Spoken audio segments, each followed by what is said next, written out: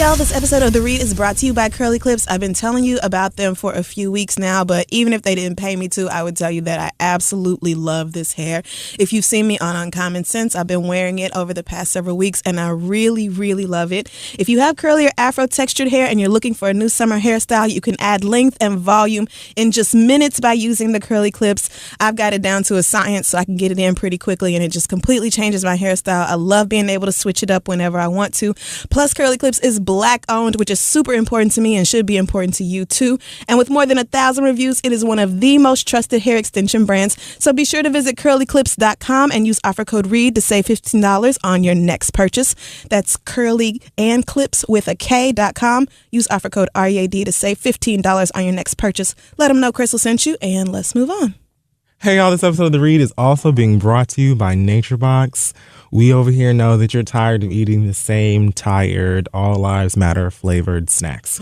So in order to optimize your life and snack experience, I suggest that you head on over to NatureBox. They've got tons and tons of interesting, flavorful snacks. I've seen so many of y'all talking about those sriracha cashews and how they have touched your life. So if you too would like to experience it, go to naturebox.com/theread right now. Get 2 bags of delicious snacks without any of the junk food, without any of the junk, for free. Check them out. Tell them we sent you. Let's start the show.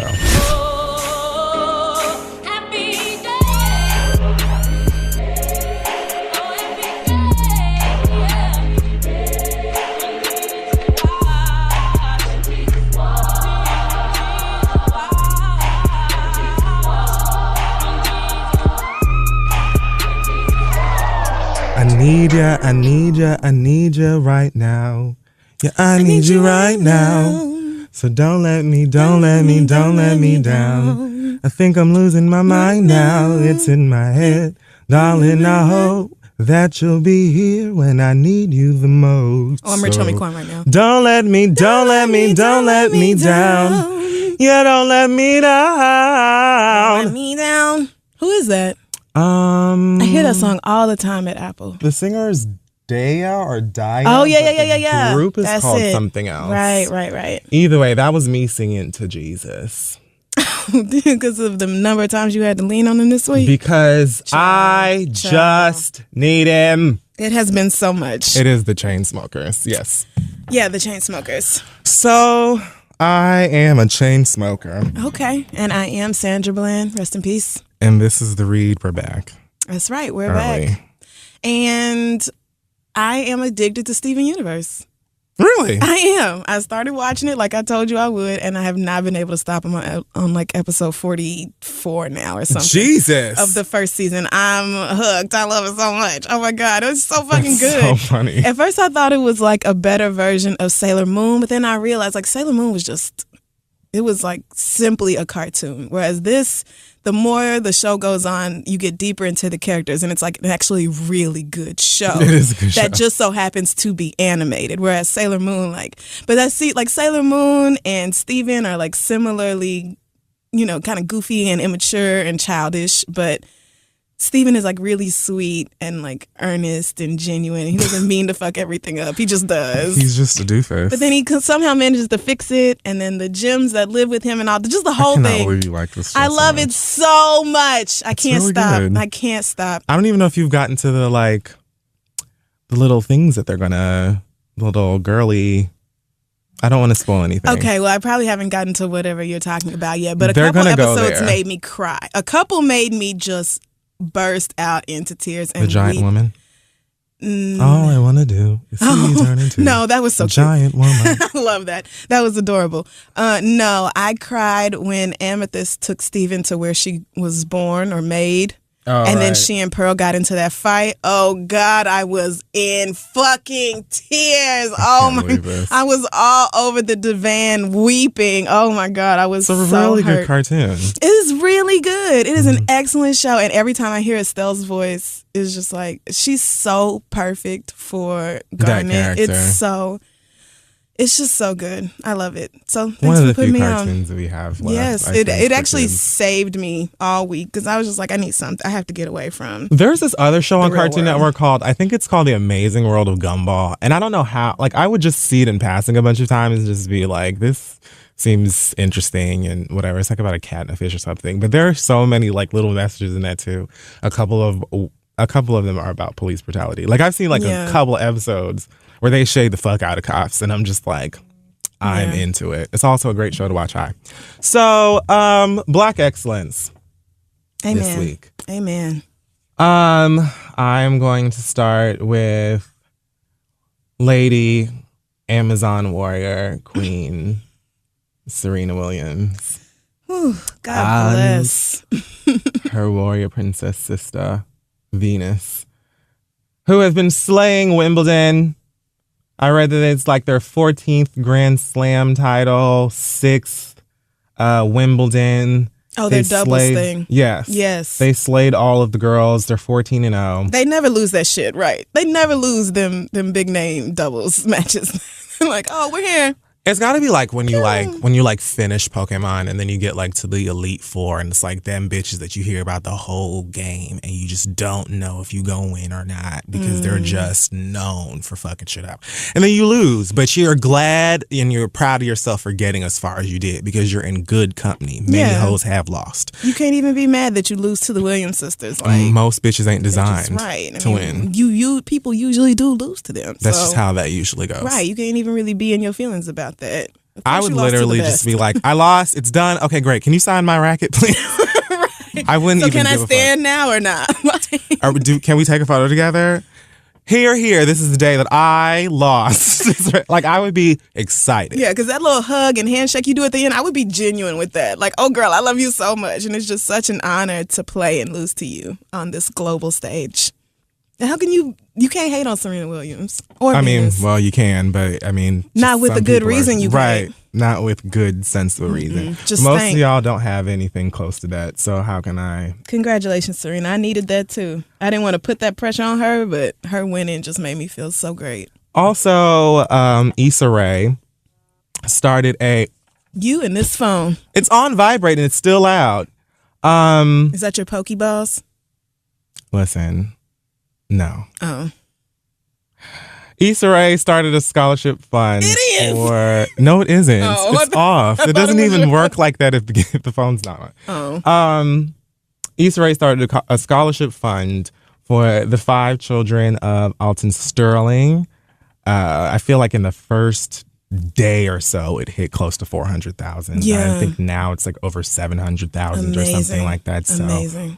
Really amazing thing that she did. I remember, like, I saw the link as soon as it went live, and I was like, I'm donating. And then, like, within an hour or two, it was like, oh, everybody else felt the same way. Yeah. So, just I'm really to do something. We feel so helpless in situations like this. Like, people want to feel like they can do something to help. So. But we're just lazy and we don't give a fuck about anybody but us. Right. And this whole movement, y'all tell it. this whole movement is just about, being angry and it's just about yelling, bullying people, not actually affecting change, according to y'all. Also, I wanted to mention a man named Corey Menifee. Corey was a dishwasher at Yale University. He lost his job recently after he broke a stained glass window in the Calhoun residential college dining hall. The stained glass window depicted, I think, 2 slaves picking cotton. What? The dining hall was named after former Vice President John C. Calhoun, who's clearly an advocate of slavery. Corey said on an impulse, he decided to reach up with a broomstick and knock the panel out of its frame. He said, I took a broomstick and it was kind of high. I climbed up and reached up and broke it. It's 2016. I shouldn't have to come to work and see things like this. Amen. What the fuck? That's an American hero. What? Applaud that man. He should have got a raise. They fired him? He's been working there since 2007. They fired him allegedly saying that he could be a threat to students. Girl. He said, I didn't commit any act of violence and against anyone or any living thing. I didn't act belligerent or yell. I just broke the windows. So, Corey, we stand with you today in Blackness and solidarity. We absolutely agree that there doesn't need to be no foolishness like that up on campus. But again, white America doesn't see the problem with these types of things. They just feel like these types of things are part of, the backbone and the culture and history of America. Right. Although America was here long before they came and ruined it. I mean, but do you have any idea what that must do to a black person to go to work every fucking day and see some shit? Like, why did the dishwasher have to be the one to be like, get this shit out of here? Like, y'all really still had this shit up there, and then you're questioning why somebody, like, I'm surprised the shit was still up there. Right. Like, I'm why surprised. Hasn't it been, nobody has ever before now been like, yo, we need to get rid of this? Like, this. I feel like that says a lot about the demographic at that school as well. Trash. So. Trash. You're black and excellent, Corey, as good far job, as I'm Corey. concerned. Yes. And thank you to the good Jazz So Special on Twitter sent me that link, so thank you so much for it. Now as we move on to Shade and Full, I don't have too much because who even gives a fuck this week? But let's just jump around and see what the hell is going on. First and foremost, somebody named Draymond Green was apparently arrested recently. Fuck Draymond Green. For assault in Michigan.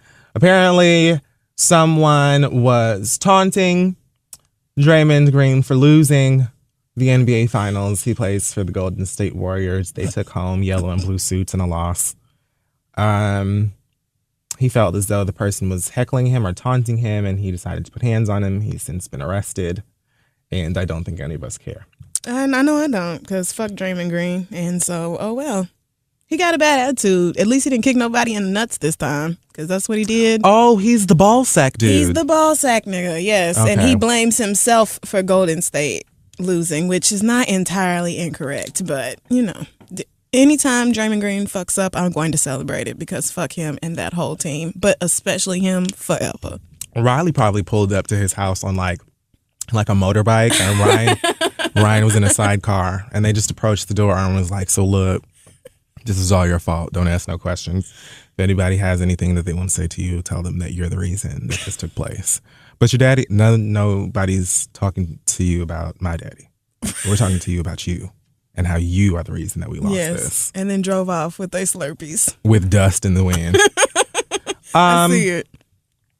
Also, let's see here. Omarion and his child's mother. Oh, we are really scraping the bottom of the barrel this because nobody's talking about these bitches. Like, we have bigger shit to do. Omarion and that girl, so who is she? So this girl, they're on Love and Hip Hop. Omarion was in a group.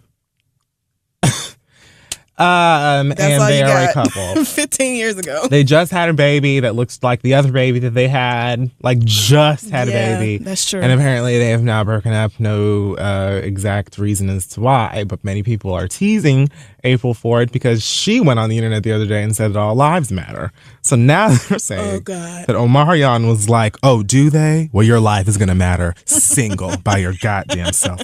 I'm sure Omarion don't care that much about what April say for that to be the reason that he broke up with her.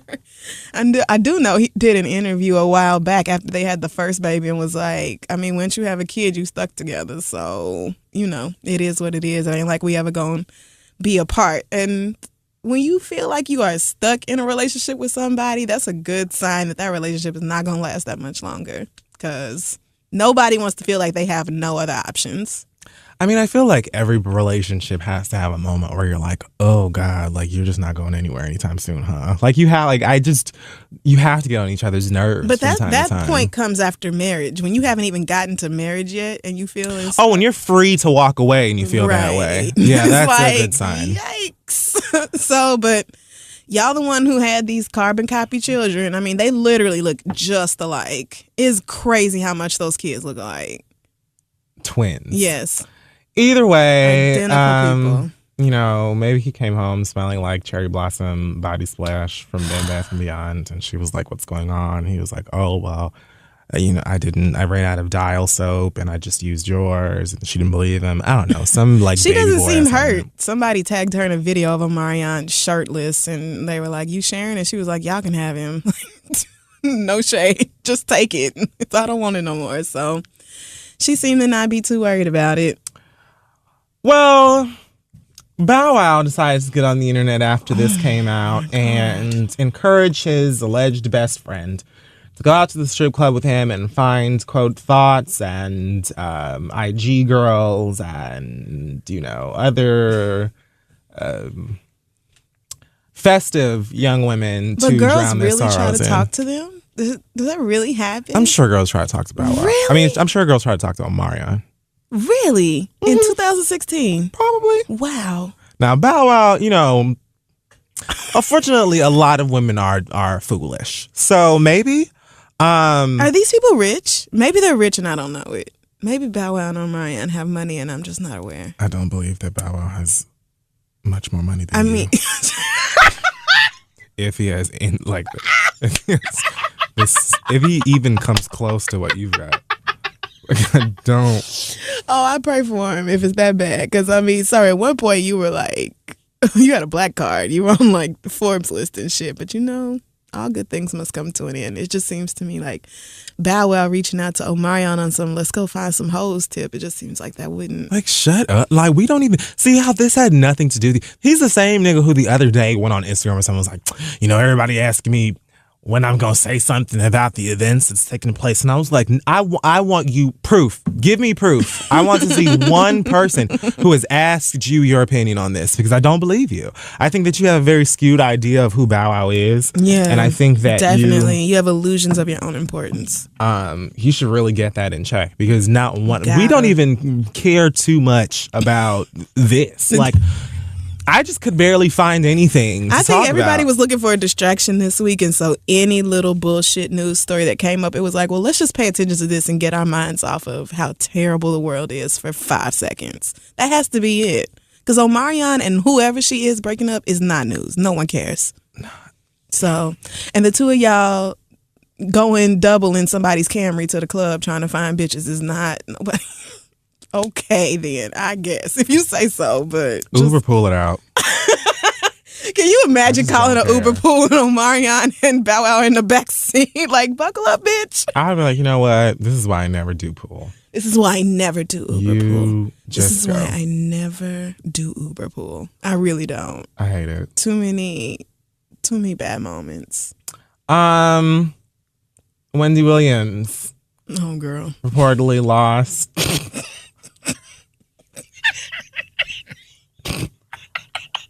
Wendy Williams reportedly lost an endorsement that she had with Chevrolet.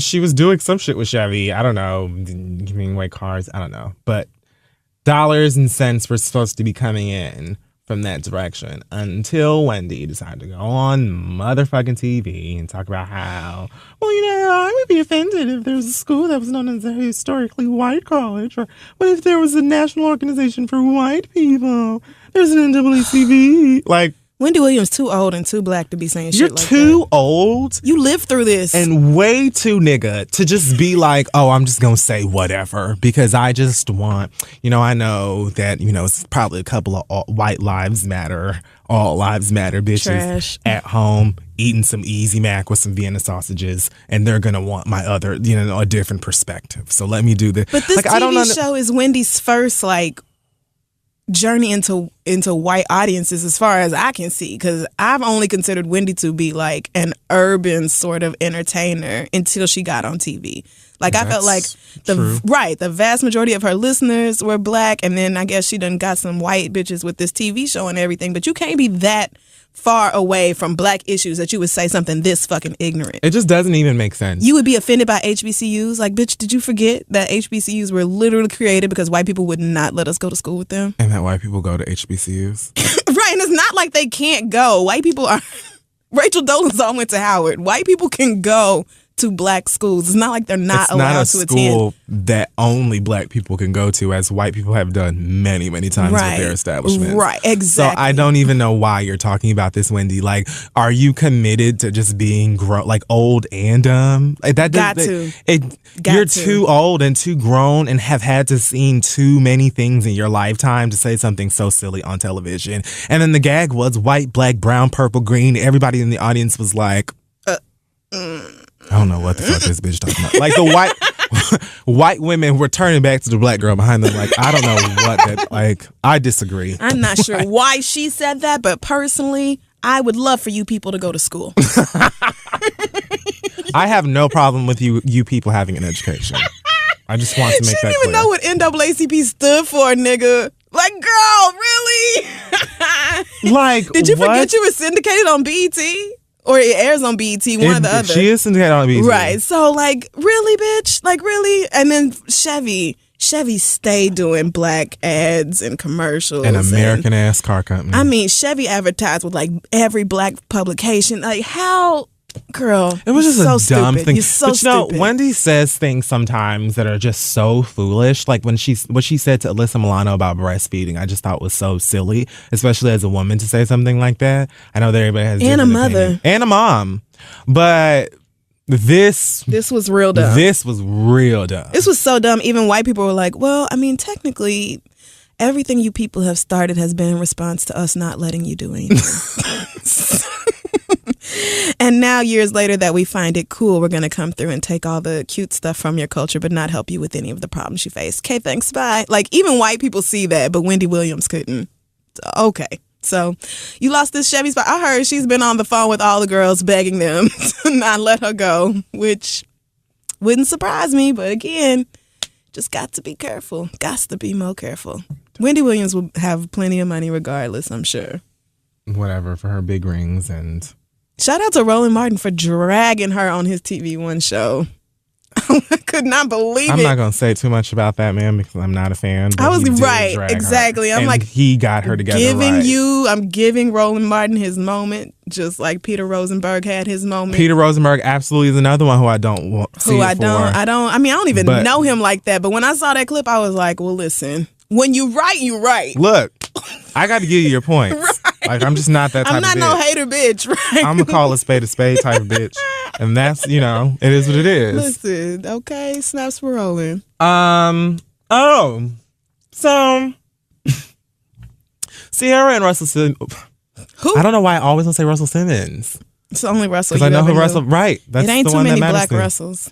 Russell Wilson and Ciara finally got married recently. They had a very lovely wedding. She looked like, the princess of Peachtree. Beautiful. The Duchess of Decatur. That wig was laid right. And the Countess of Cascade. That's it. I'm actually, I like them now. Really? You believe that they're really together?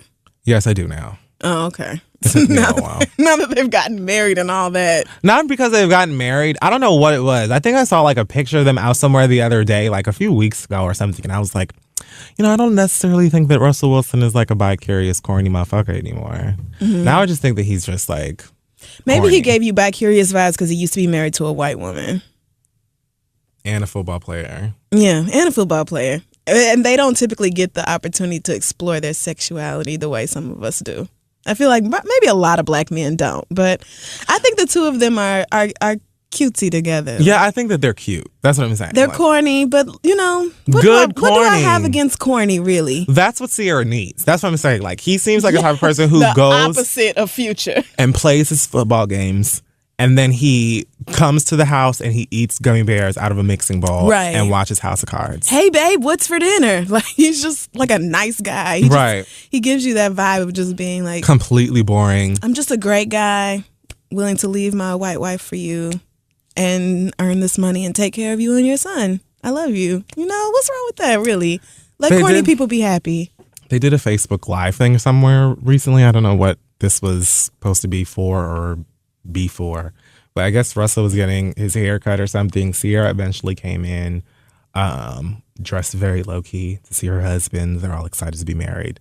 Now, I guess her assistant or maybe nanny, whoever, had the baby, Future. Mm-hmm. So the baby comes in, super adorable. At one point, he looks at his mom and says, Mama, kiss. So she goes over and she gives him a little kiss on the cheek. Everybody is swooning. Cute. Then he says, Papa, kiss. Russell. Right. Russell gives him a little peck on the cheek.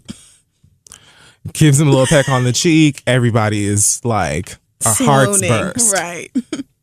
So of course, the Dirty Sprite community, they felt a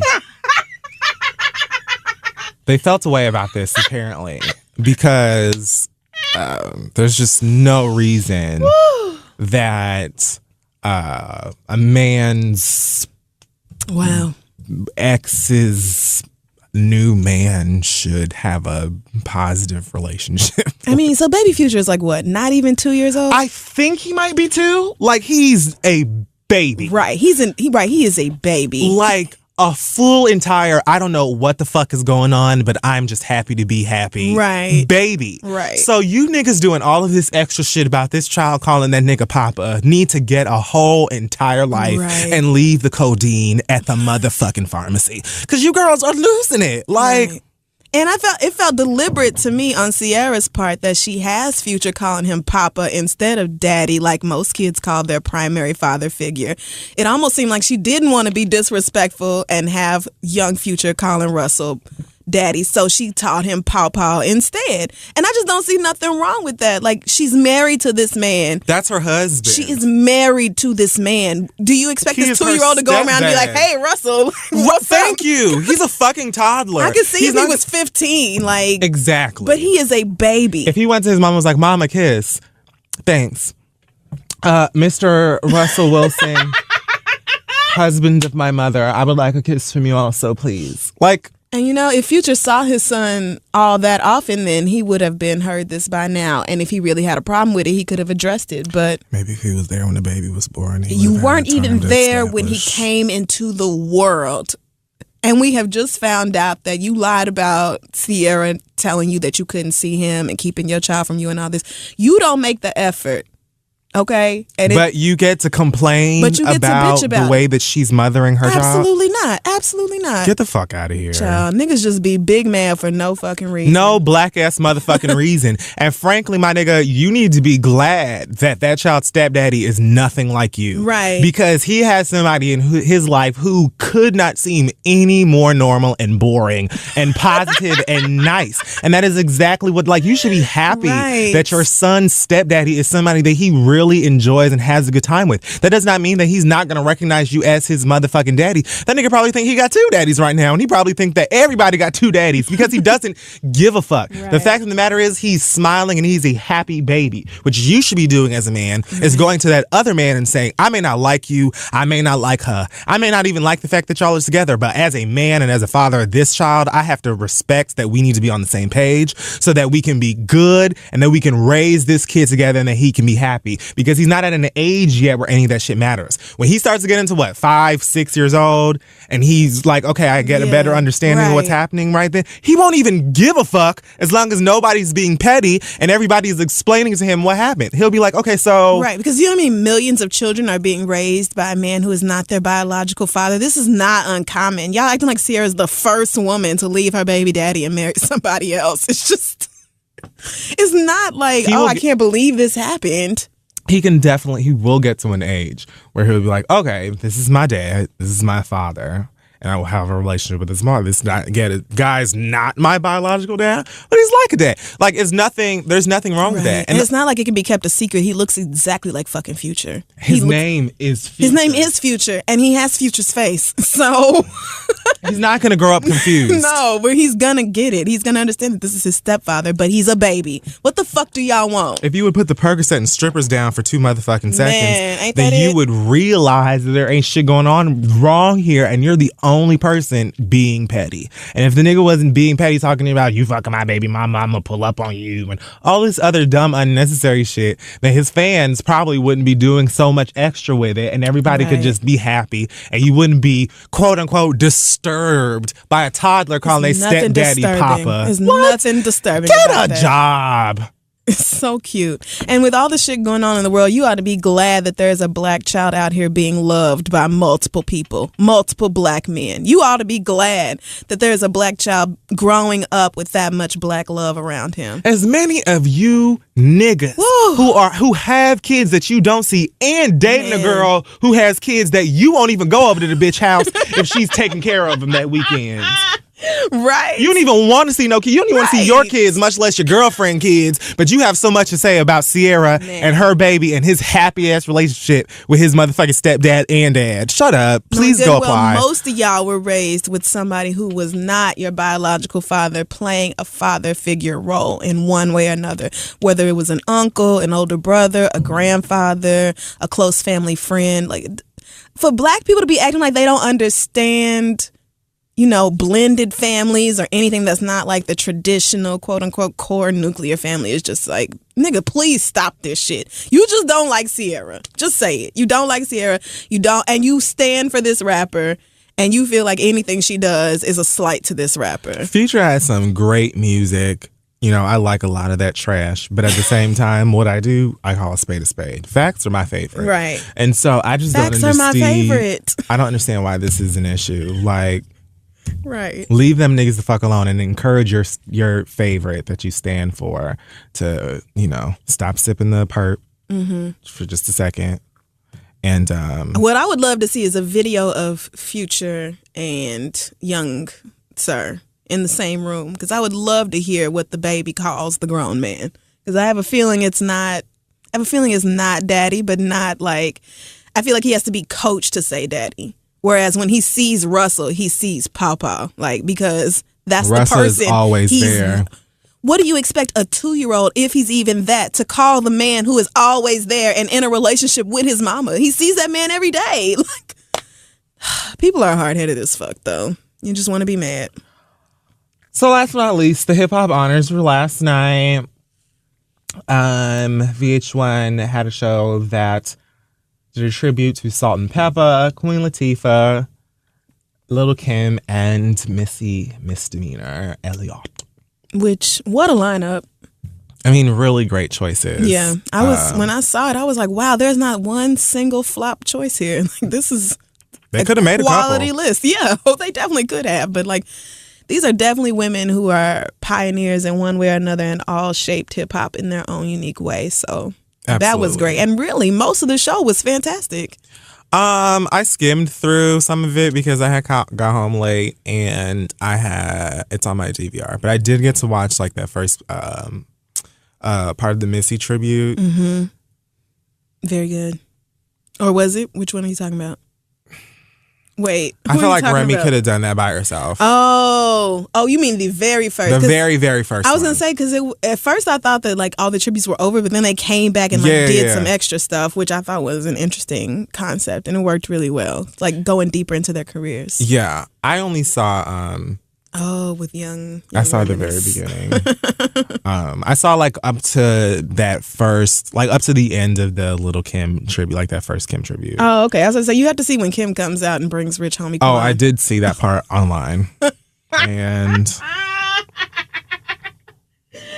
really, I understand the frustration. I think that people were being a little much with the things that they were saying to him about it. But I mean, Negro, you a rapper and you don't know the lyrics to get money? Like, it's not like he asked you for some like off the wall album filler ass shit from like something you had never heard. This is a huge single. They play this in the club every weekend. Everybody knows the work. They still playing this shit. And it was a Lil' Kim tribute, and you on stage as Biggie's verse, and you wearing a Coogee sweater on top of that, and Tim's. It was like, how much more disrespectful? I mean, you literally knew 2 lines out of the whole verse, and then come back in chiming in with about Kim. like the Alamo or something, and I was like, I was like, what? Wait, what happened? What? I had to turn it off. But I feel like Rich Homie Quan was not VH1's decision. Like, I feel like that was Lil' Kim's decision. Something about when she brought him out made me feel like she asked him to come. Right. So maybe she didn't care that he didn't know none of the lyrics. No, she had to. She had to. I can't imagine that she wasn't pissed off at him. Man, I was trying not to say nothing mean last night because it was like a great black moment, and I love seeing these black women being honored and all that, but... Anyway, I did think that Remy could have done that part by herself. Trina looked great. Eve looked really great. Nelly Furtado looked beautiful. But they all did like their parts on Missy songs, and I guess maybe I really wanted people to do Missy verses and hooks and stuff like that instead of being like, oh, there's that one time that I did that remix too and I'm going to perform my part. Like, Yeah, I think that was the point, though, for them to be like, this is how Missy, like, these are the songs you know that Missy produced or wrote or whatever. Because they did the same thing with Fantasia and Tweet. Yeah, and but Monica. those were their songs.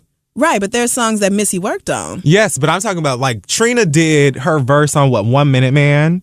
And Nelly Furtado did her little thing on. I'm talking about, like, they did their parts from Missy songs. Right. I wanted to hear people do Missy parts for Missy songs. I see what you're saying. Remy's the only one who did. Maybe Missy was like, don't let nobody get up there and fuck my shit up. I would not be, because you saw Queen Latifah. Well, maybe you didn't see, but Queen Latifah did like half of her own tribute. She was like, listen, nobody is going to get up here and do Mama off of Chicago the way I would. So let me just get They down. probably sent her a list of people who they were considering. And Queen Latifah was like, who?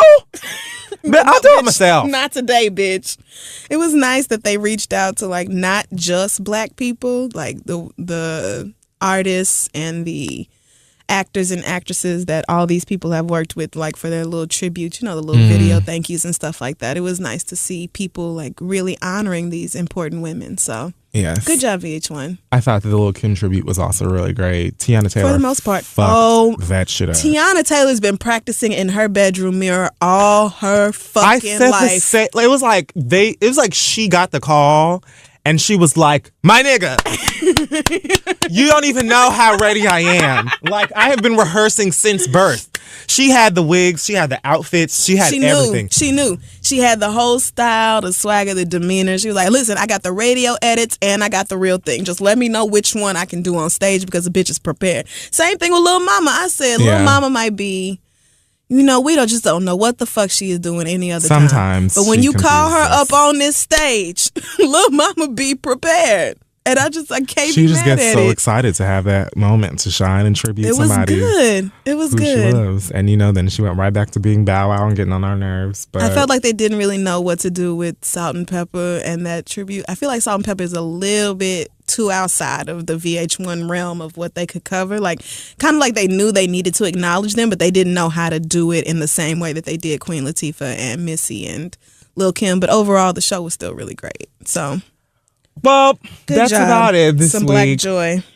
I would also really enjoy seeing these women tributed at functions like the Grammys, things like that. Especially Missy. Like Missy honestly needs to have whatever the big shiny platinum award is that they give at the Grammys. Right. Like she definitely needs to have it. And honestly, every woman who was up on that, who was being honored, they're all that legendary. night, are musical legends. Right. Like not even just for women or just for rap. Like, but I just feel like Missy created her own lane.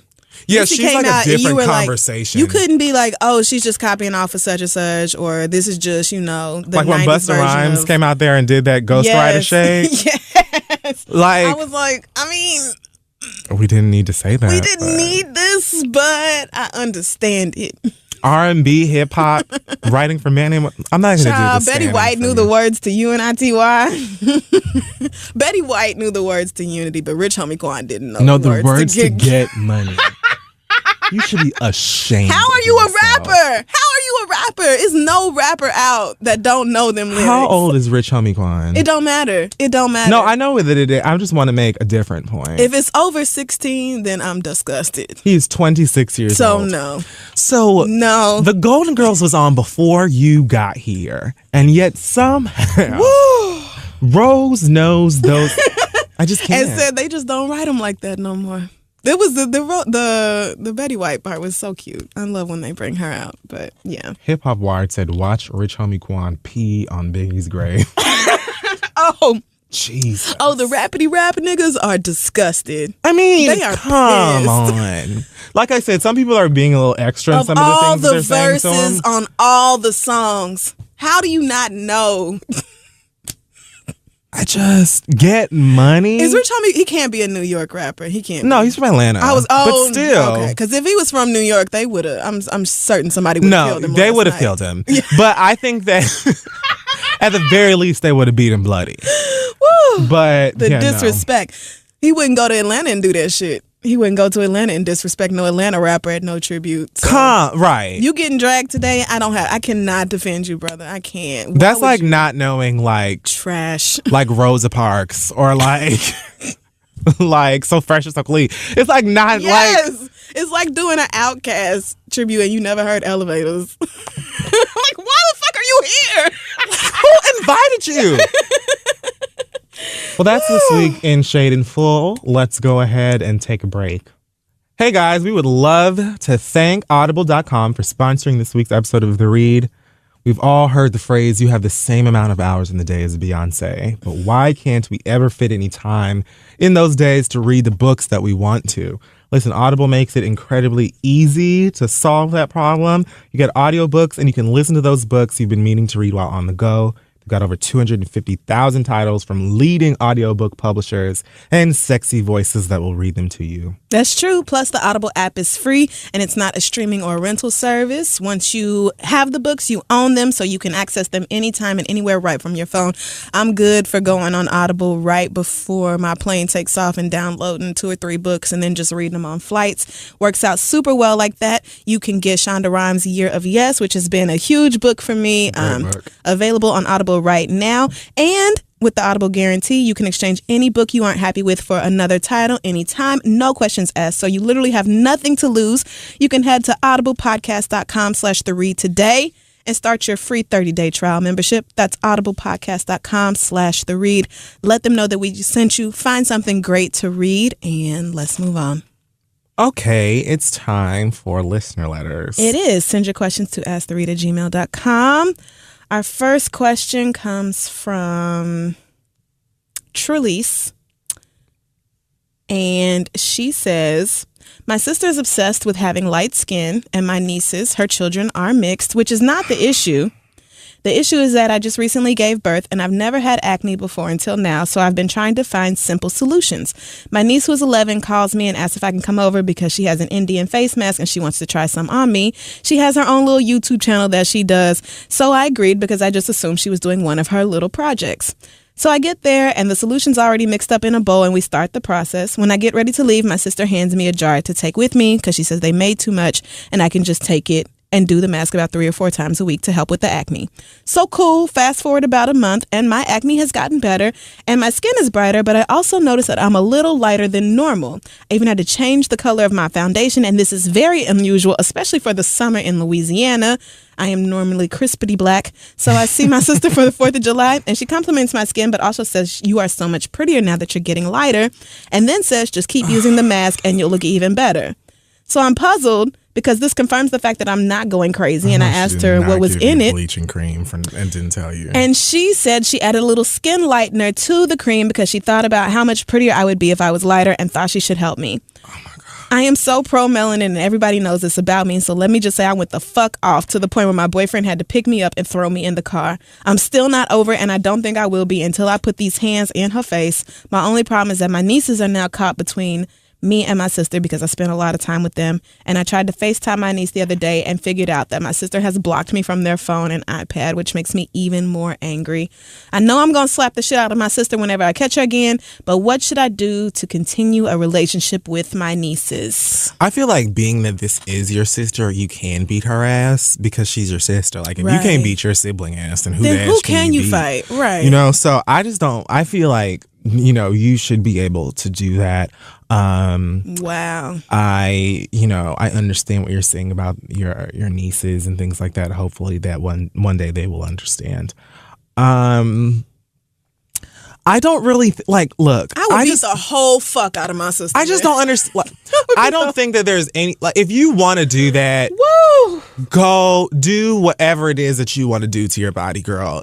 Just don't do it to mine. Right. If you want to lighten your skin, that's your business. You know what I'm saying? Please don't make yourself look like a Phantom of the Opera. You know what I'm saying? But if you do, again, it's your body. You can't put no fucking lightning, whatever, in somebody's shit and don't tell them. Right. Are you insane? That's ridiculous. That's like giving somebody a perm and you don't You know what I'm saying? Yeah. Like, and you straighten their fucking hair, or like knocking somebody out and telling them you're going to give them a root canal and they wake up with breast implants. Like, I used to read these message boards a long time ago, and women who were breastfeeding would talk about how they love to just sneak breast milk into food and baked goods and not tell people that titty milk was in it instead of cow's milk. And I was like, do you know somebody will beat your ass behind that? Like, you need to tell people what they are in the product that you're giving them. And see, and something like that don't even seem like it would be harmful to you not or make harmful, a huge difference, right, but it's still something that you need to tell somebody. I mean, because I don't know what's in your breast milk. I don't know what you have. So don't. What is wrong with you? You don't just give people substances like that and don't tell them that that's what it is. You should be able to make the decision of whether or not that is something that I want to be a part of. Oh my and God. You telling your sister that she looks pretty or whatever now that she's lighter. See, unfortunately, there's just way too many people who bleach their skin, and it is because they are uncomfortable with blackness or the color of their skin or whatever. Now, I know that there are many of these creams, like originally, like there are people who have like discoloration or acne scars and stuff that definitely do use those things to even out their skin but color. it's like a 1 or 2% serum and shit like that. Like, and it's not something that you're pouring all over your face and body and leaving it on there every day. Right. That's not how that's supposed to work. If you're doing that shit, it's because you want to be lighter. And if you want to be lighter, fine. I'm not going to judge you. But girl, leave my proactive alone. Exactly. Like, I don't. Especially when she is so happy with her skin, cause like she didn't ask for help with lightening her skin. She was just like, "Yo, I'm having breakouts now that I've had this baby." You know, thinking, "Oh, my niece loves skincare." You know, here's it's not her like little you taking white project. Nicious and your sister is like, "Well, I don't know. I don't know but how I feel." But the sister is obsessed with skin. The sister has a colorism issue, and I think deliberately had biracial babies so that they would not be as dark. Which is sad, but common. A lot of y'all do that. I mean, it's not like something this is incredibly common, right, and it's unfortunate. Woo. But the fact of the matter is that you are very clear and very open and blatant about the fact that you are very comfortable with the fact that you're black, right, and you get blackety crispity black or whatever it is that you said in the summer. You don't have a problem with that especially in Louisiana. Nobody gets lighter in the summer in Louisiana. Nobody. She knew something was wrong because she was like, it's a minimum of 102 degrees out here every day. How the fuck? It's my face, and just my face getting lighter. Child. No, she absolutely deserves the fame for that. I can't even act like I have any other thing to say, because that is such a violation. And then for her to be blocking you from stuff as if your ass did something wrong. Right. I'm sorry, nah. I don't think there's a way that you can make sure that you have like a place in your niece's lives, because you're not legally entitled to that. And if your sister wants to cut you off, she can do that. Right. And it seems like she's doing it anyway, so you might as well beat her ass since she gonna cut you off. Right. And hopefully she'll crawl out of her feelings sooner rather than later and realize she was wrong, or maybe y'all's mama can step in or something and be like, you tripping for real, bitch, because honestly, everybody should line up to beat her ass behind that. And if her kids have any questions or any confusion as to what's going on, I would absolutely let them know. Because if she's got a YouTube channel and shit, she's definitely at an age where she can comprehend what's going on. Right. So I've been like, look, your mama playing games out here trying to get me to look like motherfucking Vanessa Williams, and I don't want to. So because I had to get off in that job. The way she tells the story, it makes it seem like the little girl was like, oh, I'm putting a mask on Annie. And then when her sister packed it up, she mixed in some skin lightening cream into it. Like, oh, here you go. You take that home. She told her, keep using the mask. 3-4 times a week, girl. That is so fucked up. What the fuck? Kind of fuck? You didn't even like. It would have been one thing. Like I'm saying again, like if you were just that, deep in your colorism issues, that you're just like, you know what, you really need to use this. It would be so much greater if you were lighter. That'd be one thing, because then I could be like, girl, no, and you might need to go get some help. I can at least tell you I am not doing that. For you to try and trick me into changing my appearance, the color of my skin, into something that I'm not comfortable with, you should submit to this ass whooping. Like, you should literally get down on your knees and allow me to smack the shit out of you from both angles. I don't understand. Or at least to cuss you the fuck out. At the very least, you should be willing to take a cuss out. There's no cussing out that I'm going to give you. That's not going to end in me smacking especially because she just had a baby. So, bitch, I've been putting these chemicals and shit on my skin. You don't know what that does to my body. What if she's breastfeeding and passed whatever that is into her child's body and had no idea that she was putting bleach on her face the whole time? She has no idea what's in there. there. At the very least, I would push that girl. I would push her ass into a china cabinet. I would mush the fuck out of her. Like something has to happen to her. I'm sorry, that is so wrong. Or maybe I wouldn't fight, wrong. but slapping is disrespectful as fuck too. I might slap the shit out of her. That's what I'm saying. Like, as maybe you don't have to to punch full her. out, right? Like beat them down. Open hand smack. Just or right, shove. a good one right across the cheek to where her whole face, maybe she falls down, whole face slides over, nigga. Make them have to put like a bag of peas. Knock her glasses like a frozen off. bag of green beans. Something where she gonna have to recover. Yes. Since you want to be so light, bitch, I'm gonna put a red hand across your light face. I bet you wish you was black today, don't you? You love being light skinned so damn much. Explain this bruise. Explain this hand-shaped mark when you go to work. Right. 5 fingers. Oh, no, it wasn't my husband. My sister beat my ass. She did. Child. Because she's tired of being light. Good luck. Let us know how it goes. Our next question comes from Royal, who says, I'm 24 years old. This one's kind of cute. And Royal's a man. Okay. And he says, I've been following this guy on Instagram for about a year now, and I've really been kind of liking him lately. I'm a guy and I'm bisexual, but I've only dated women my whole life. Mm-hmm. I've never dated or talked to a man before. I know this sounds a little crazy, but I've always been more attracted to women than men. But except for this guy. Crazy. Nah, no, you sound like me. But except for this guy on Instagram. He's a really good looking guy, and he's in the military and always in the gym and posting motivational quotes and hanging out with his family. Them be the ones. Don't they? I live in Detroit and he lives in San Francisco, and I always comment under his posts and reply to them, and then 5 minutes later he replies and takes the post down. Recently, I told my coworker about him, and I was telling her that I don't think he likes men, and she said that the only way to find out was to check the people he's following. Listen, some of y'all are so crafty. Listen. She's on the right track, nigga. She was born this way. She got it. So I did that, and I saw nothing but niggas. I mean, all up and down. This man follows nothing but fine-ass niggas who are professionals of thirst trapping. And I think I saw some gay porn stars, too. Damn. Oh, wait. So how you know to get... Never mind. That made me wonder, if I DM him, do you think he'll reply to me, or will he ignore me? Should I just leave it all the way alone? I have no one to talk to about this, and I really need you guys' advice. Thanks. Aww. He said he can't come to his family. He's probably still in the closet. Probably. So, first of all, God bless you. That's so cute. He has a crush on a boy. Oh, that's cute. I'm trying to remember the first crush I had on a girl. Oh God. So, but anyway, you didn't that's have to not go back right. there. No, it's a dark place. So I was lusting after this bitch for like a year, and all my friends were like, "If you don't go talk to her, I swear to God, I'm gonna punch you in the mouth." Like, I have very similar. You have got to shut up about her. I don't think he's gonna like burn you to a crisp with his breath of fire. Like, just go and speak. Really, it feels like it would be easier to DM somebody than to talk to them in person. We have DMs. Oh, right, that's true. Today, wasn't none of this internet. Yes. But yeah, I mean, there's no harm in sending this man a DM. I mean, I obviously don't be like, I would love to tickle your scrotum with my pinky fingers. I don't, Your balls would look good in my mouth. Right, don't be too much. You could just like try and strike up a conversation. If he's spoken to before, then it's not, like, oh. I mean, you never know. Right. Maybe, maybe he thinks you're cute too. He might. And the DM is look, Yo Gotti tried to tell y'all.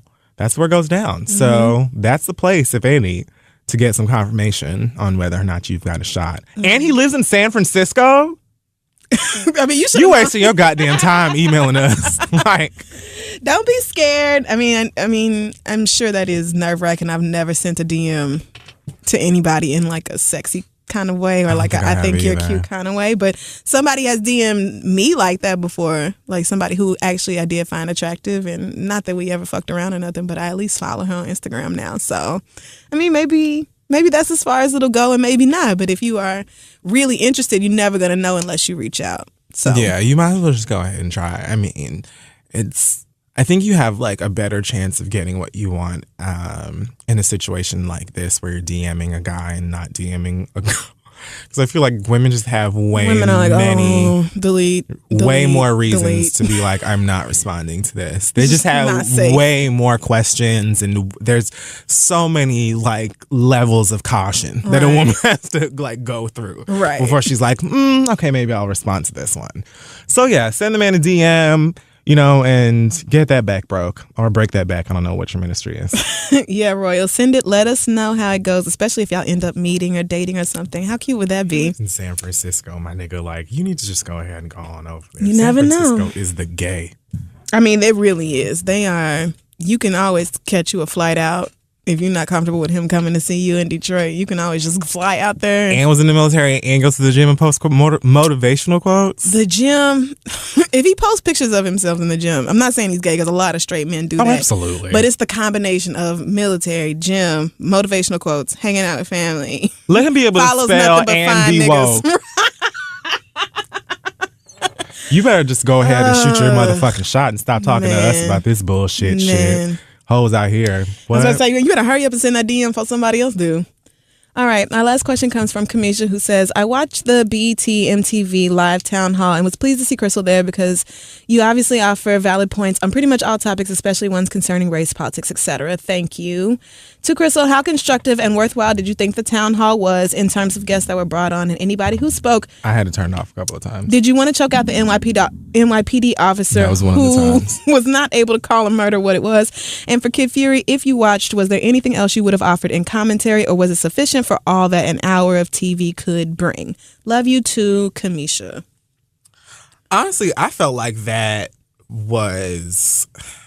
I thought it was overall a really good conversation and something that needed to be on TV. I think that too. I think that the effort behind it felt a little like, I don't know how to describe it. It just felt like one of those MTV News moments where we're just gonna come on here and have like the hip hoppy little discussion or whatever. And sometimes that makes me feel weird. You know what I'm saying? Like, I know that somebody was like, we have a duty as a network, and especially with, the young people and stuff that watch these channels, to have this kind of conversation. But it was another situation, like, it reminded me of the Dave Chappelle sketch where he was talking about how TRO called into Ja Rule after 9/11, and he was like, don't nobody give a fuck about what Ja Rule thinks. Right. It was like, why is Pusha T and Fabulous? Fabulous on FaceTime and Skype or whatever? Like, I don't give a fuck how they feel about this. No shade. Right. So that kind of, to me, was a little bit, like, I felt like they were wasting time with some of the stuff that they had. I did feel like that police officer needed to not come. I rolled my eyes so many times. You weren't I saw you. Like, I was sitting there watching you make those faces. Like, everybody was sitting there like, white man leave. So you can't just say it. So like, why did you come? Even Charlamagne was like, so you can't just say, like... Everybody was sitting there like, just say the words. And that, again, to me, was it was really frustrating. Right. Proof, again, that the police force in America is the biggest and baddest gang on earth. Because them niggas are so terrifying and intimidating that they don't even want to talk about each other. Outside of your district, department, state, they don't even want to call out other cops because they know how cops will react with you. Like, just say that particular police officer did not do their job. Why can't the way you they just were supposed say to. that? It's not like you're saying police officers all blow and they should all eat dicks and go to hell. You can simply say that particular officer and that one and that one. Right. They suck at and their this job. is a retired officer. He's not even still like on duty. He doesn't even still work for the NYPD. So why is it so hard for you to just say this? Like, it was really frustrating to be in a room with that man and him saying this shit. And it's like, I can't cuss you out. Like, I can't choke the shit out of you. God, please cover Crystal and Francesca. Right. And don't let them go to jail today. God bless. Because, Viacom, I was not a part of that show. And when I got there, Charlamagne was like, Viacom is scared of you. Like, they were afraid to put you on this panel. And it's not like I don't understand, because I know how I am, to be totally honest. And had I been with a mic talking to that police officer, I would have been like, so really, you feel like you just cannot be honest about this? Like, I get that part totally and completely, but they did ask me to come be in the audience. And I felt like what they had Cheska Lee doing, no shade, because Francesca is brilliant, but they could have had any PA who works at Viacom with a mic in the audience asking audience questions. Like, that was just like, it felt like they played Francesca and used her status and her social media followers and all that to kind of get people to tune in. But then they just They kind of They didn't regulate make her any to the back. use- right. And it was really frustrating to see so many men dominate the It was almost like they had this whole, they put it together really fast, obviously. I think it all came together in yes. less than a day. And they had basically tapped all these men to be a part of it. And then somebody was like, oh shit, we literally have no black women on this. What can we do? Like, it Don't just... even get me started. And so... It wouldn't be the first time. I felt like that was fucked up, that men dominated the conversation. So, and to the point where they talked about, black men losing lives, black men not having jobs. And, we hearing from a white man who is making some great points, and then we hearing from some white actor who's just up here talking and don't really have nothing to say at all. Which is like, I was asked to be here, so I'm here, and I don't have no problem saying Black Lives Matter. Okay, great. Like, why are we spending so much time on you? Why are we spending so much time on NBA players who admit that they not stars, and like random rappers and shit, and nobody is talking about the way that black women are affected by the police, and black people who aren't straight cisgender men? Like, nobody is talking about how they are also affected by police brutality and how they face problems and discrimination within our own community. And that makes it so much harder, because the movement is about black men. The movement centers black men, and that's why the Say Her Name hashtag and all these other efforts have popped up, because we need to talk about black women and femmes and LGBTQ people and trans people. Like, we have to talk about that, because none of us are free until we all are. I mean, you can look at these protests as black women in the front lines of all of these fucking Every rallies, single one getting dragged across the ground literally by cops and going to prison for you niggas. Like, right. So I just don't understand why it's like constantly being overlooked. Like, it just doesn't make But any as far as sense to something me. that, was produced by a giant media company like Viacom in less than a day, and was live television, which is a whole, and again, I understand, because I'm quick to pop off, and I may just curse. Just, I told them when I got there, like, I'm still really in my feelings about this, and I'm sure everybody was, but it just... But anyway, the point, like, with all things considered, I felt like the conversation that was had and the things that were said were great, and it was something really important that probably they should keep going. But, at the same time, we have to be able to point out the ways that you fell short, so that when you do it again, you can do it better. Like, there's no point in being like, oh, well, everything's great and it was just a great show. It was a great show. However, do these things differently. Like, do better about this. It felt like, to me, it just felt like an opportunity for Viacom to be a part of the conversation, and it felt very quick. It felt very sudden, and I just felt like like you're saying, a lot of really great points were made. A lot of really great things were said, but I feel like it could have been a much deeper, in-depth, like, better conversation if they would have just taken a little bit more time. And I think that this is obviously something that, like, this is a long fight that we're gonna have to have, right? And it's not gonna be something that's gonna be irrelevant next week or next month. So I'm interested in seeing how Viacom, and all of these other networks and all of these other people and organizations who've been attaching themselves to the movement and, doing hashtags and stuff. I want to see how they're going to be acting in a month or in 2 months from now when we still talking about this shit. You know what I'm saying? Because it's not going away. So it isn't. I feel like media companies are going to have to start doing a better job of talking about this shit, and this was a step in the right direction. So, right. All right. Send your questions to asktheread@gmail.com. We'll be back. Guys, this episode is also being brought to you by NatureBox.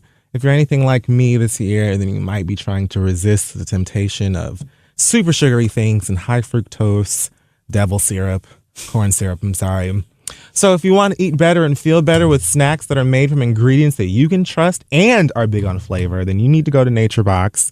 NatureBox makes over 100 ridiculously delicious snacks that are made with better for you ingredients. Simply choose what snacks you want and they're delivered right to you. They've got so many festive, amazing, tasty things, and I'm addicted. Yes, it's super good. And with NatureBox, you can choose the size box that works for you or your family. If you feel like sharing, you can order something bigger. If not, you can keep it personal. You can have it shipped to home or work, whichever works best for you. And NatureBox believes that you shouldn't eat anything you don't like. So if you try something that isn't really your favorite, NatureBox will replace it in your next box for free. So go to naturebox.com/theread right now to get 2 bags of delicious snacks without any of the junk. That's right, naturebox.com/theread. Go ahead and get your 2 free bags of bold and unique snacks delivered right to you. Let them know Kiffer and Crystal sent you, and let's keep it going. Hey guys, this episode is also being brought to you by Loot Crate. Loot Crate is a monthly subscription box service for epic geek and gamer items and pop culture gear. I've been signed up with Loot Crate for quite a while now, since before they were sponsoring the show, so I love it. I know lots about it. You can get collectibles, apparel, and much more from your favorite pop culture franchises like Harry Potter, Marvel, Fallout 4, Star Wars, loads of different comics, movies, and video games, and things like that, and all for less than $20 a month. This month, July, we're celebrating futuristic. That's the theme for the box this month. So expect to see loads of gear with a theme of science and the future. I've already got mine, but I'm not going to spoil what's in it. So go to lootcrate.com/read and enter promo code READ, R-E-A-D, to save $3 on any new subscription. Keep in mind, they've got loads of different crates. So check them out, have fun, let us know what you think of it, and let's move on.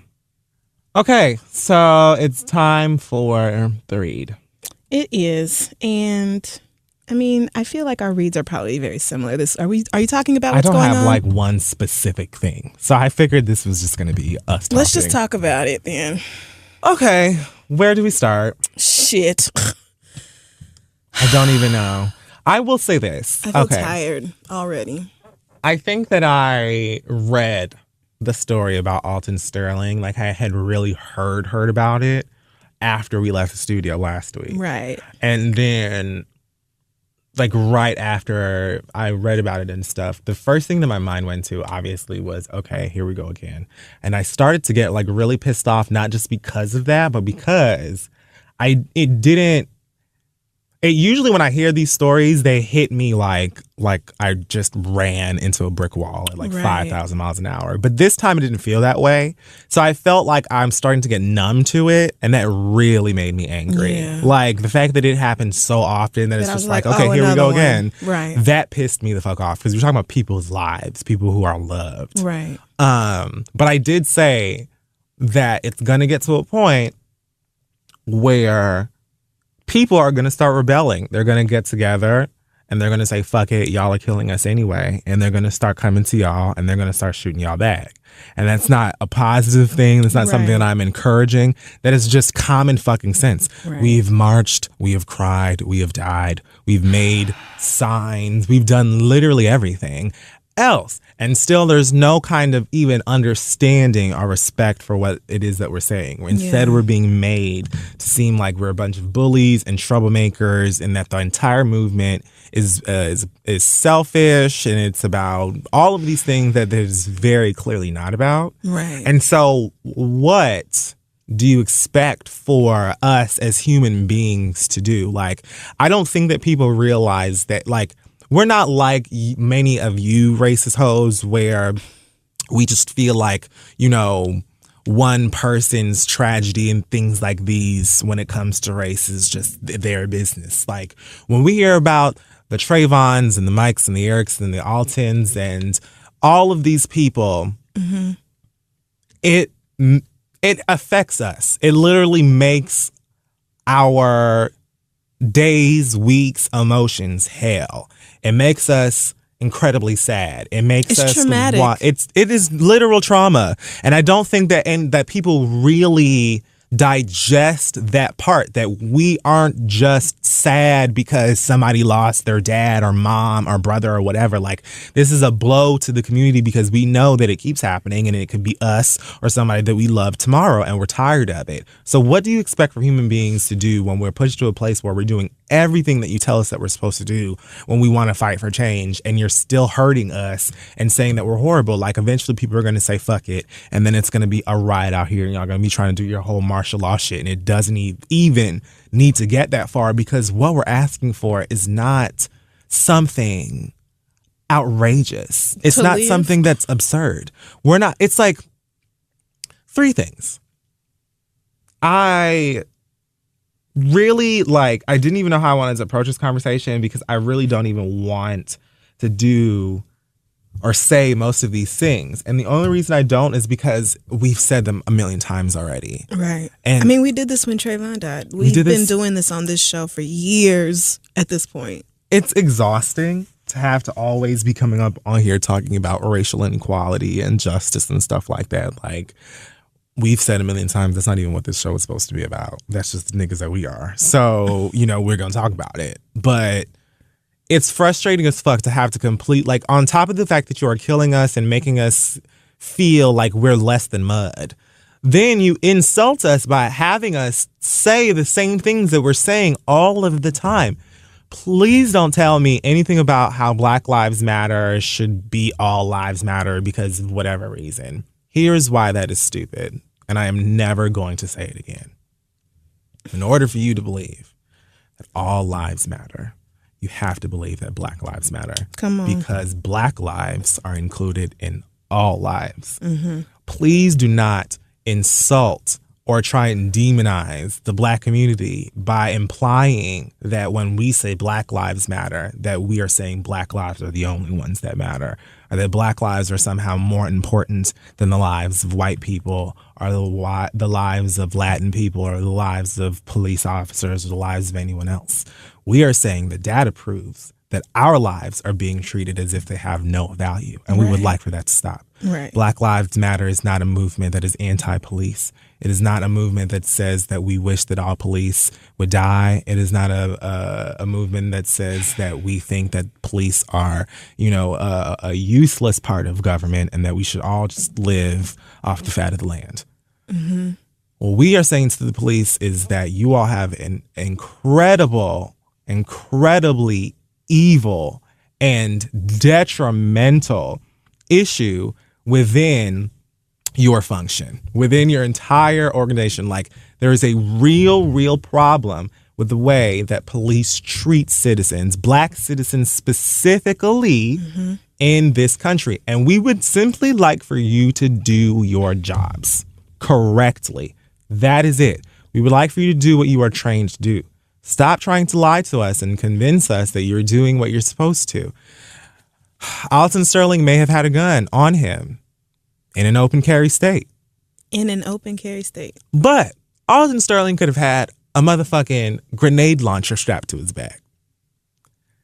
He should have the same rights and the same treatment that you managed to give all of these insane, deadly white folk who go out here and shoot kids, who out here and shoot churchgoers, who go out here and shoot people at the movie theaters. Man. Somehow, people with no melanin are allowed to wave guns in your faces, shoot at you, shoot at people that you love, and you still manage to get handcuffs on them and escort them to a police station, and they get their day in court. Somehow. Black people don't even get to figure out what they did wrong before they get killed.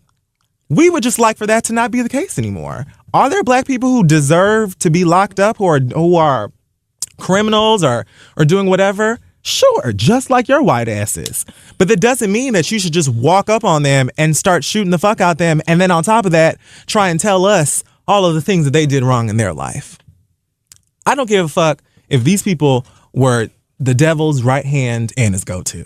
I don't give a fuck about any of that, because like I have said, y'all have managed to lock up some of the most heinous, evil bastards ever in the world, and you get them into custody and they are alive and breathing today. Not only that, but then somehow it becomes how they just didn't take the Ritalin that morning, and they really loved the Care Bears when they were 3, and this is all a big misunderstanding, and Dylan Roof's motherfucking attorneys are trying to get his charges, like they're trying to get his life sentence or death penalty or whatever the fuck. They're trying to get all of that thrown out.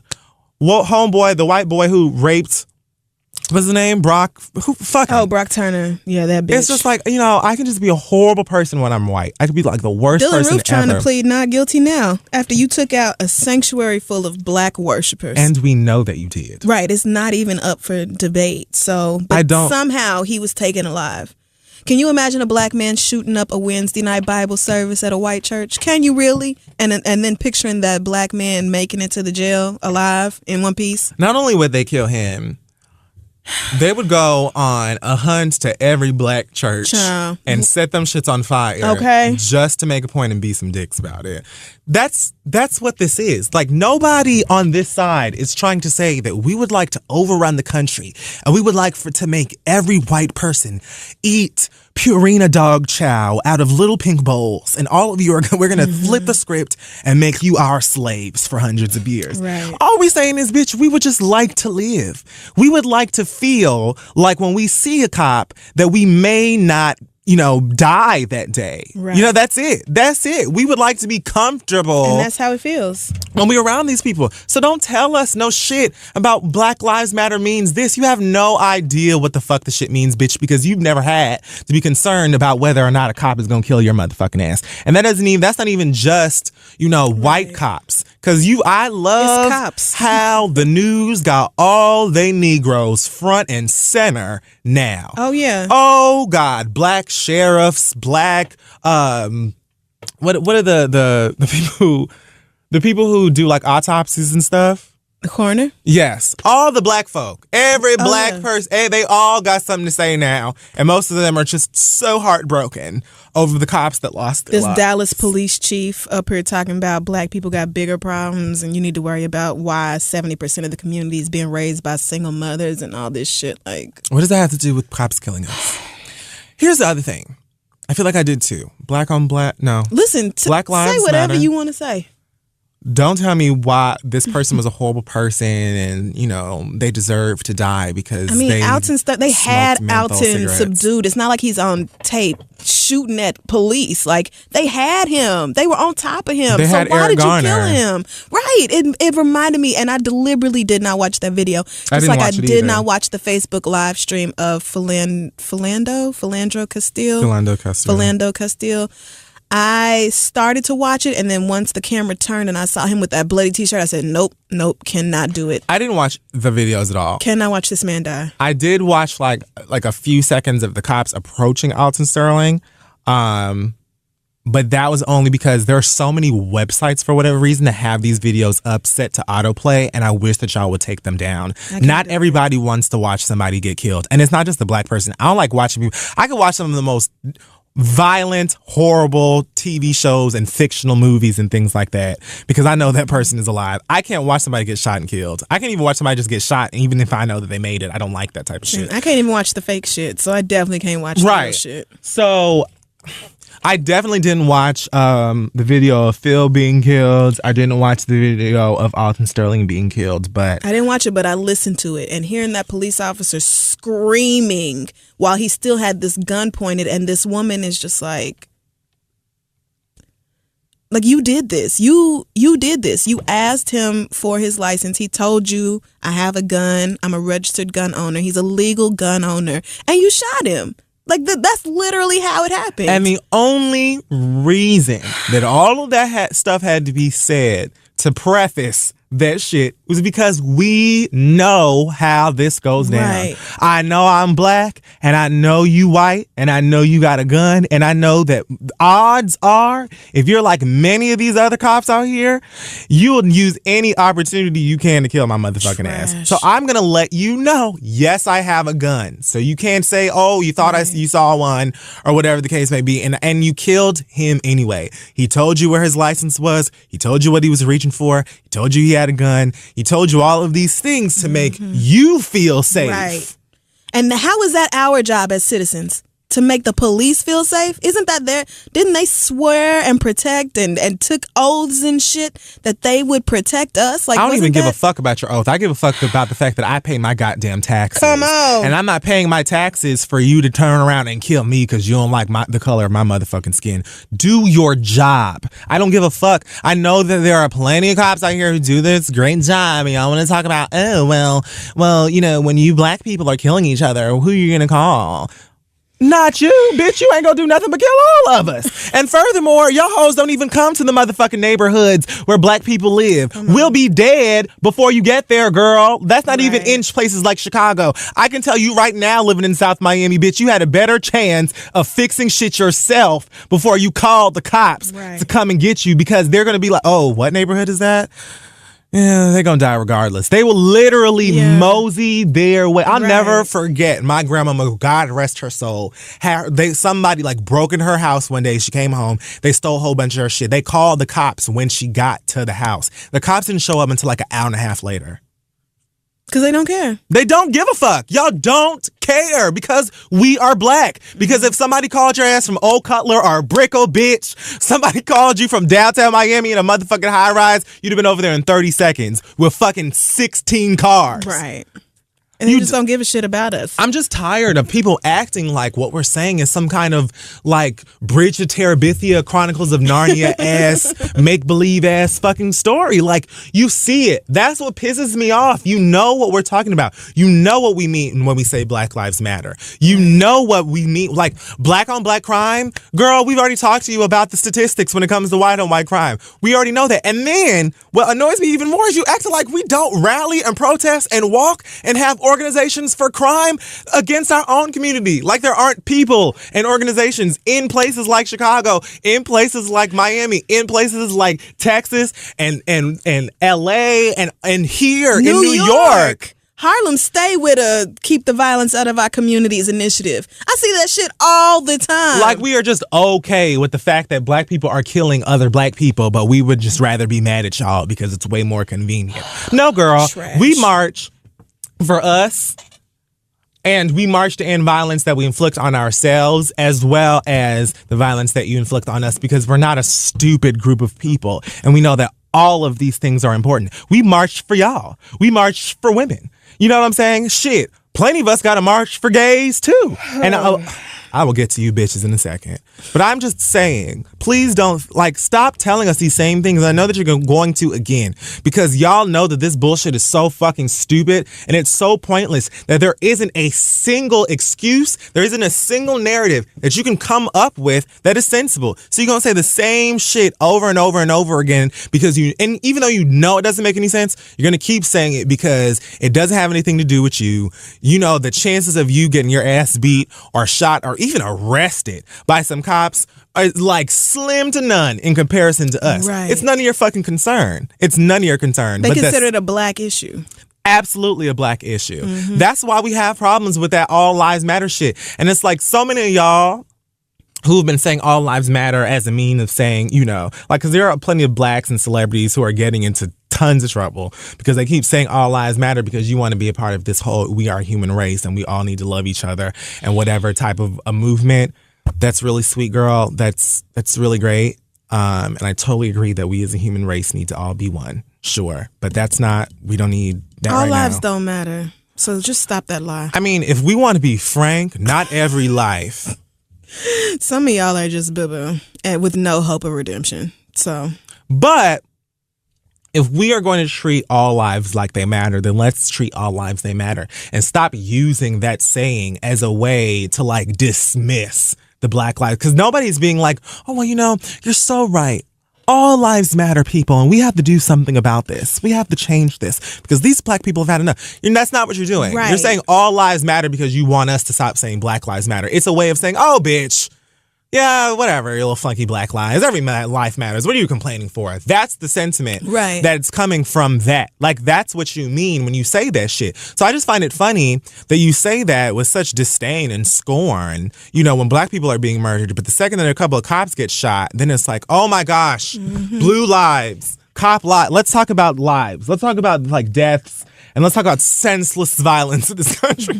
We have not been out here marching and rallying and raising funds and crying. Beyonce ain't been performing and kicking up water every goddamn night for however long already. Now y'all want to talk about death and murder and gun violence?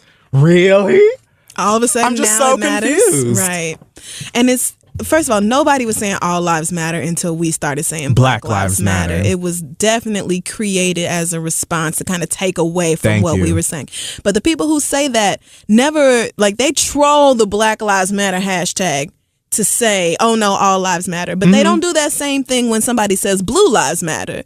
If you really felt like all lives matter, you would respond to those people who are standing for the police and you would be like, no, girl, Blue lives are no more important than anybody else's. All lives matter. But you don't actually feel that all lives matter. You just feel like black people should shut the fuck up. Exactly. That's what you really trying to say. If you really did feel that way, then when somebody says, oh, well, blue lives matter, you would turn to them and be like, but all lives matter. All lives are equally important. What happened to that bullshit? Oh, you don't actually mean it is what happened to What your dumbass believes is that white and these quote-unquote blue lives are the all. That's what you think.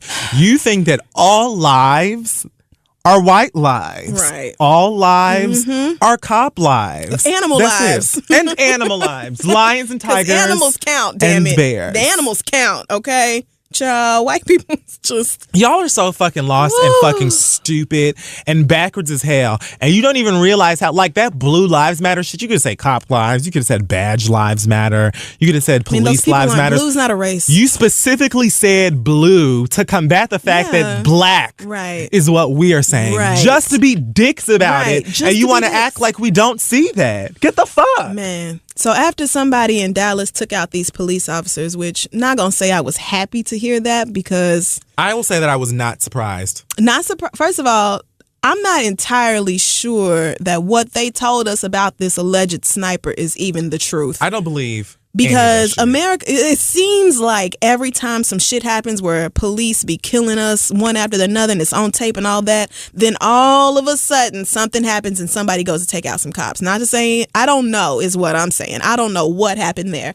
But finding out that 5 or 6 police officers died, and apparently one of them was like openly a member of the KKK, so I'm certainly not shedding no tears for that bitch. But unlike y'all, I can see the individual humanity in police officers. So I know that while I may have a problem with the way police operate in this country, any individual police officer is not necessarily going to reflect those same beliefs. So hearing that a police officer was shot and killed, I'm thinking about your family and friends first and foremost, like, because I understand that you were an individual human being, and maybe people that loved you have to bury you. People that loved you, cared about you, right? But white people who had absolutely the fuck nothing to say about Alton Sterling and Philando Castile dying, when those white cops died, and then all of a sudden they were like, well, this is just terrible and an outrage, and this is so just the worst thing, and now it's war. This could be any of us. It could have always been any of us. How come you didn't see any humanity in any of the black victims of police brutality? Why is it that white people have to die for you to understand how bad something is? Why is it that you can't just...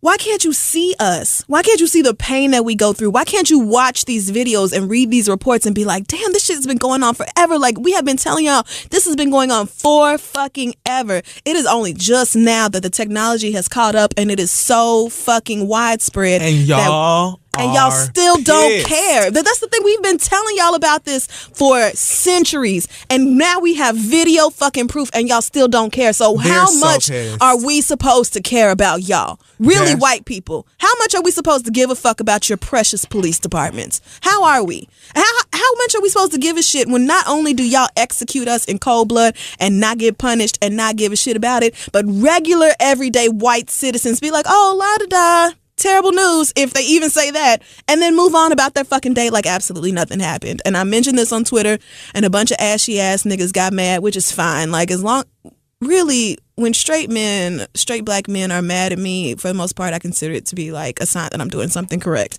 Because I enjoy it. I will always deliberately uplift black women, especially queer black women, because that's where I am. That is the intersection that I live at. That is my identity. And you cannot expect me to take away the queerness and the womanness of my life and ride for you when you don't ride for us. I've been to these fucking marches and shit, and you know who's out there? Us. The gay niggas that you hate. I mean, men are on the internet talking about, oh, well, I wish DeRay had never come out, or I wish DeRay wasn't gay because we just can't listen to no gay nigga and we just can't follow no gay nigga's orders or, you know, follow his lead or no shit like that. The gay niggas are the main ones out there with us. And that's why you need to be standing front line so you can go first. Because I'm so like, you are how the fuck are you going to claim that you are trying to fight for equality or whatever and then ostracize somebody, a group of people who are at more rallies and functions than your ass you ever can ever be bothered to show up to. All you hoes stand in line for is fucking Yeezys and Madden. So you need to shut the fuck up and let these people who are really about doing the work do the motherfucking work. Because guess what? Niggas like myself, we have to march for my black ass, for her black ass, and your black ass. And then I got to go and turn around and march for my gay ass. And I guarantee I'm not going to see your ass there. So I don't even understand. Like, shut the fuck up. We need all the help and all the positivity and all the woke words that we can get. So for your stupid, ignorant ass to get up on the internet and try and make it seem like there's anything wrong with black gay people being or queer people trans being a part of the movement, like that is somehow like I posted this thing like after DeRay was released from jail, which I will touch on in a second as well. Twitter did their whole DeRay's been released party or whatever. Oh, the hashtag. Right. Which, as we've said many times before, black people, sometimes we turn to these things to we're tired. Right. We don't want to wake up. I said to myself, like, Sunday, I'm going to go into this week with a fucking smile on my face. I don't care how, if it kills me, I'm going to smile. I'm tired of being sad. I'm tired of being upset. I'm tired of living my life in anxiety because people just don't like brown. It doesn't make any sense. So we going to take whatever, even if it's 30 minutes to an hour to get some jokes off to make ourselves feel better, that's what we're going to do. Right. And we decided to do that while celebrating the fact that DeRay did not get killed in jail and that he made it out. Praise God.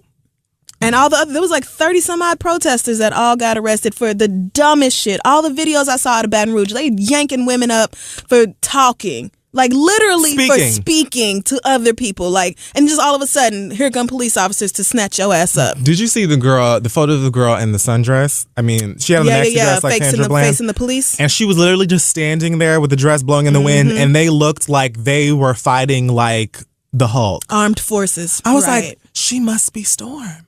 I was waiting for her to levitate and like call a typhoon because her waiting on her to do like Garnett and just pull out her big smashy arms or some shit and just beat the shit out of everybody since y'all so scared. I was like, I really wish that we were X-Men the way that they treat us like we are. I was like, I really need to know the rest of that girl's story because she was I was almost like she was deliberately standing still and upright to show like the contrast between her posture and theirs, like they just looked so, and she's standing there They're like so aggressive and mad. I am wearing a dress. I don't even have pockets. I have nothing here but my skin, girl, and you are terrified. Right. So I mean, I'm so tired. But what I was saying was, I posted a tweet that said when they mad at the gays for being a part of the movement, but I'm at the party anyway. And I posted a video of me twerking at a party last year or something like that. Oh, and yes.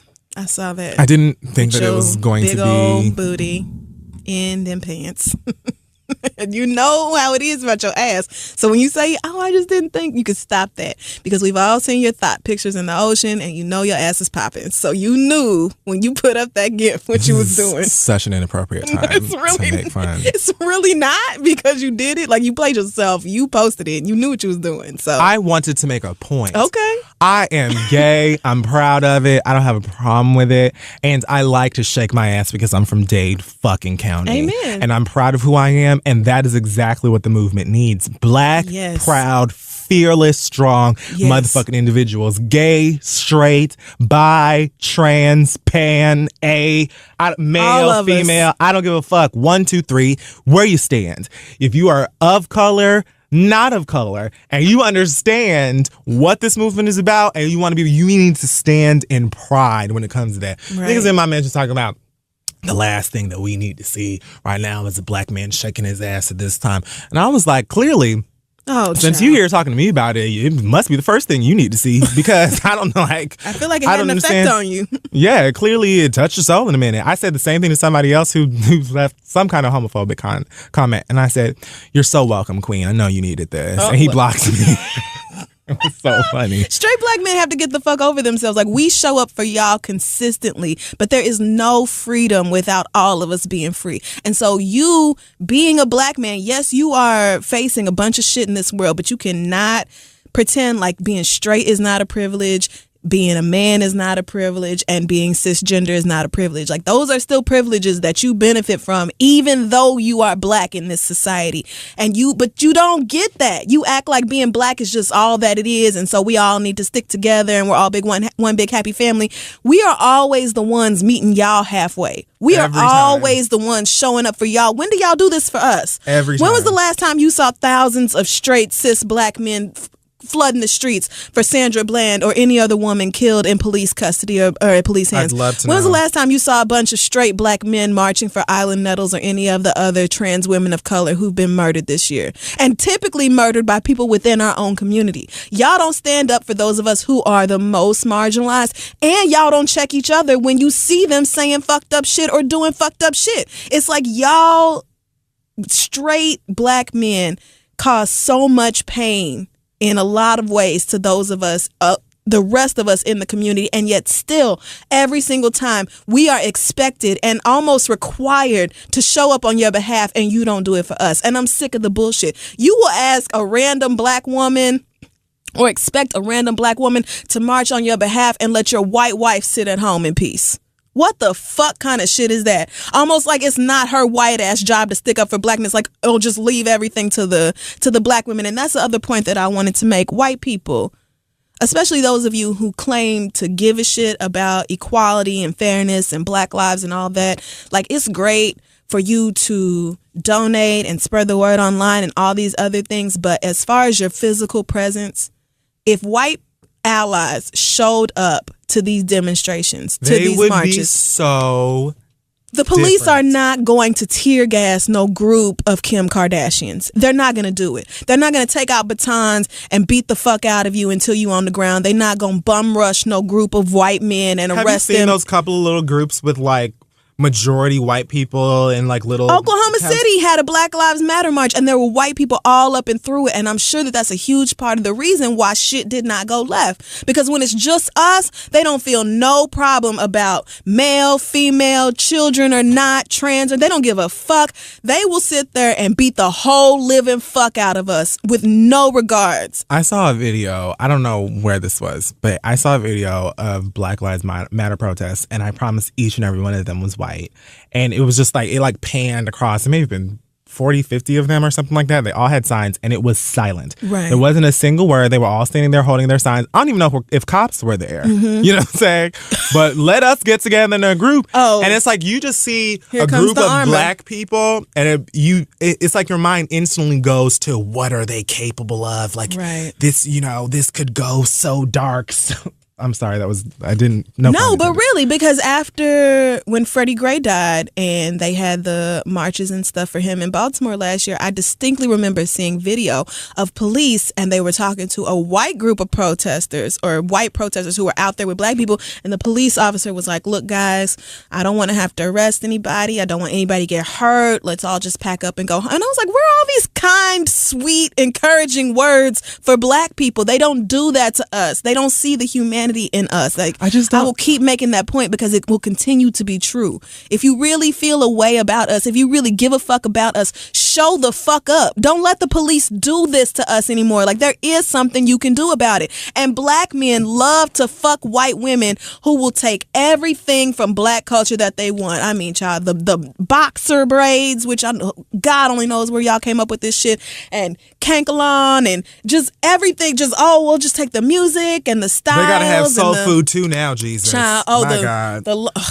Kim Kardashian is writing a soul food. I'm sorry, she's doing what?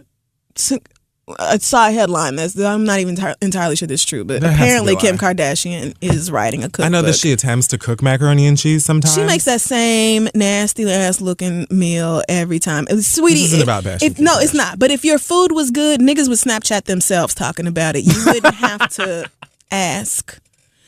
When food is good, niggas be like, well, let me just tell y'all I have to tell about the world. Kia and how she put her foot in these motherfucking greens, bitch. Right.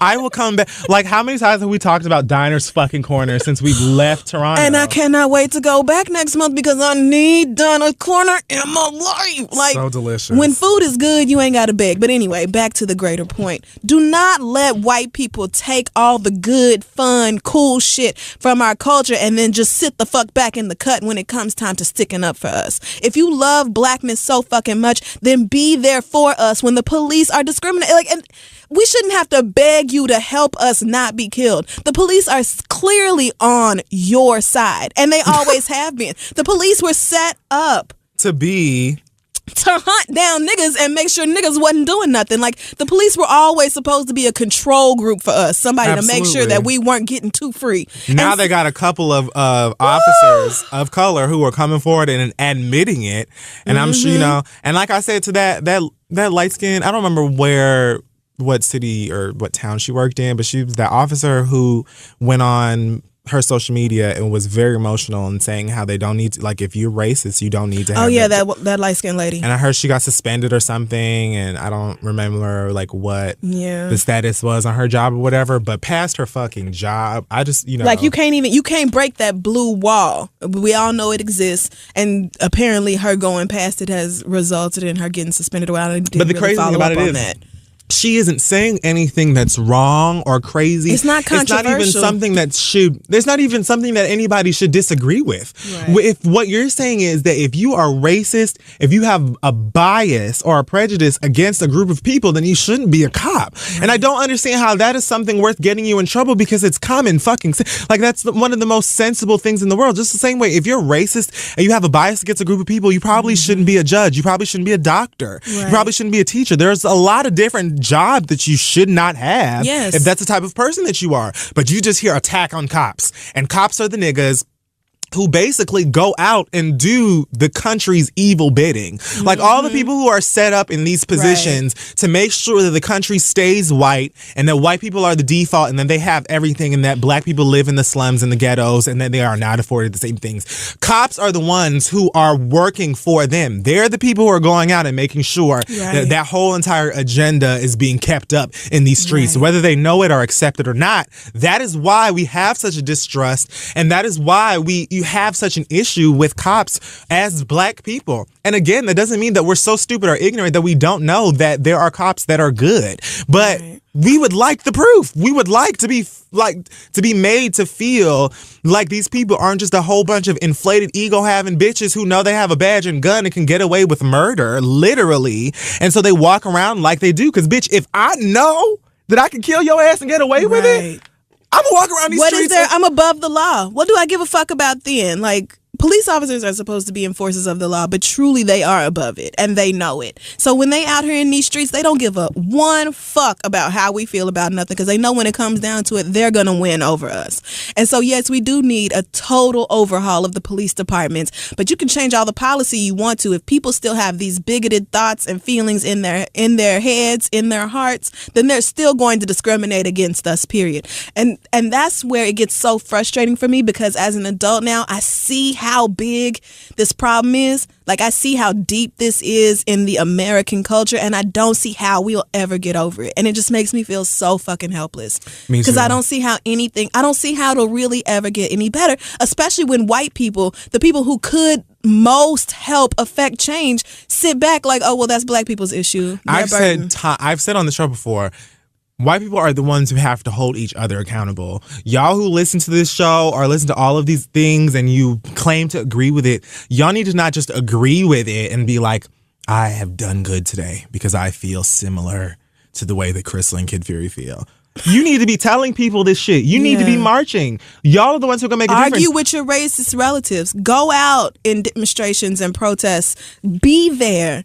Say something. This whole movement is about the fact that they don't give a fuck about us. They don't respect the fact that we're being murdered. So what makes you think that they're going to respect what we have to say? They don't give a fuck about what we're talking about, but they give a fuck when it comes out of your white ass mouth. Right. So you need to be the ones who are out these fucking protests standing in the front, so they're not throwing grenades and tear gas and tasing people. You need to be the ones who are making these signs. You need to be the ones calling into the CNNs and the MSNBCs. You need to be the ones who are sitting here enacting this change because they don't give a fuck about what we're talking about. They're going to wait for us to stop marching. They're going to wait for it to blow over so they can start killing people again. Yeah. I'm not worried about no motherfucking marches. Honestly, I'm not thinking about none of that. I'm thinking about the next step. I'm thinking about which congressmen, which senators, which doors and which buildings I gotta knock down, which building doors I gotta knock on, who I gotta call, email to make sure that these things are different, because they don't give a fuck about us walking out in these streets. They're gonna beat our asses, they're gonna look for our activists, and they're gonna lock their asses up. They're gonna do all of this extra shit, and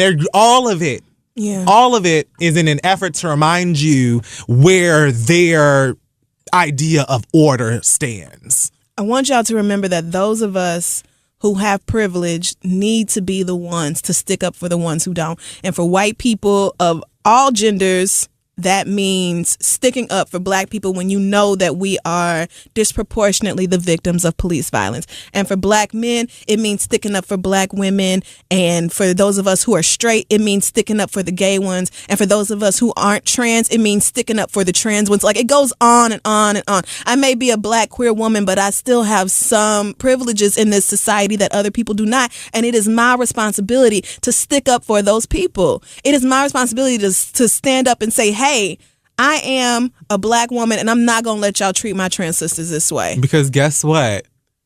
It affects all of us. Right. Regardless of what side you're on or where you at. It affects us because every single time we hear about this, it hurts us. And we have to worry about whether or not we going to be next or somebody that we love is going to be next. It makes us feel like we're worth nothing. Like, we go out into these streets and we bust our asses.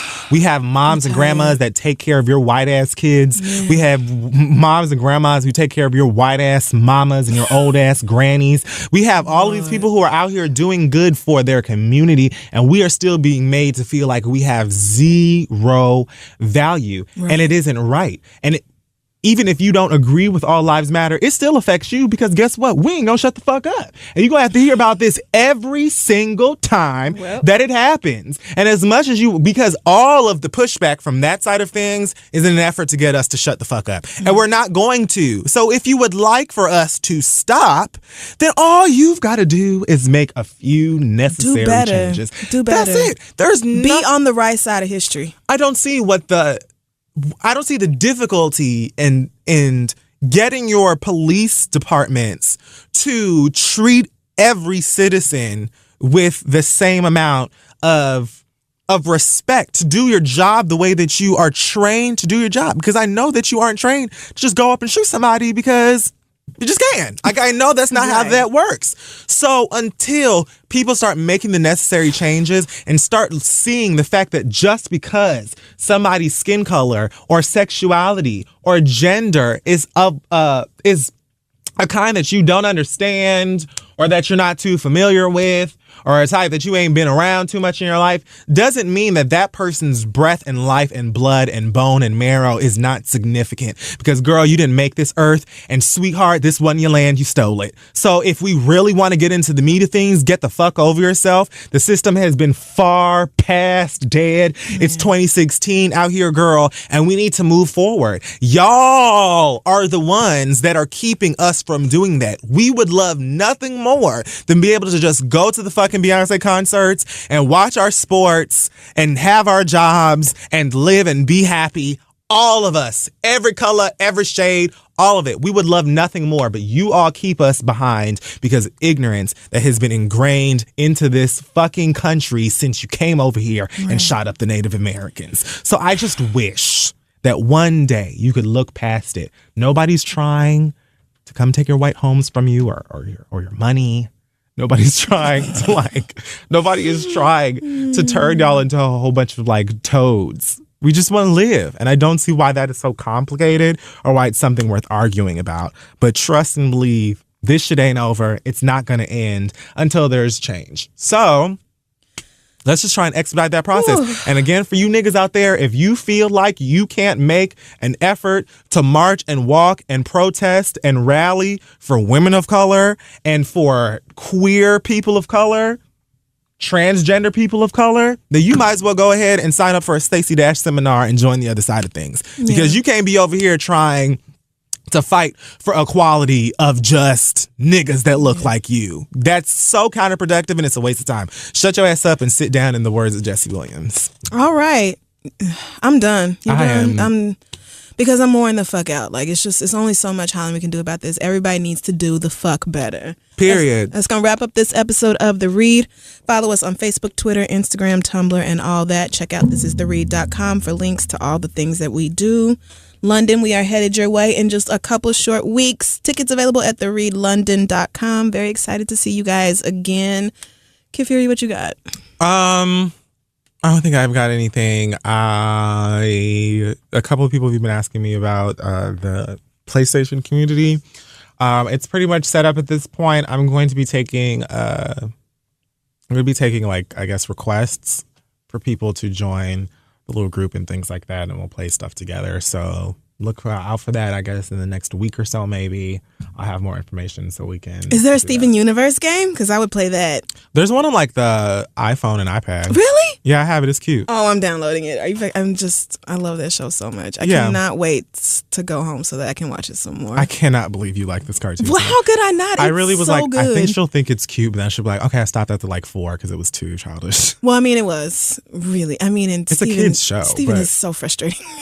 Steven is so frustrating, but I get it. Look, he's adorable and he doesn't mean to mess up, and he's half Jim. And the thing about this show is that everything that normally bothers me about cartoons, this show doesn't. Like the whole Jim thing and magical powers, that is what it is. But at first I was like, so how does a crystal gem and a human even come together and make a baby? But then they explain how that happens. And so I was like, okay, like, it's still totally fake, but I get it. Because it's a cartoon. Right. It's a cartoon, but it's really well done. It's really, really good. So I have to catch up, too, because they're starting the new episodes on July 18th. I heard that. And so I have my DVR ready because sometimes I feel like I'm a little Pearlish to you. Like, sometimes I feel like, but I feel like Pearl comes from like, she has like good intentions. Maternal. Right. Yeah. And like a sort of like a motherly sort of instinct, but sometimes she's just so like, girl, back off, okay? I don't need like all your help. Like, she just seems kind of way more Amethyst. Oh no, I think overall I'm incredibly Amethyst. Like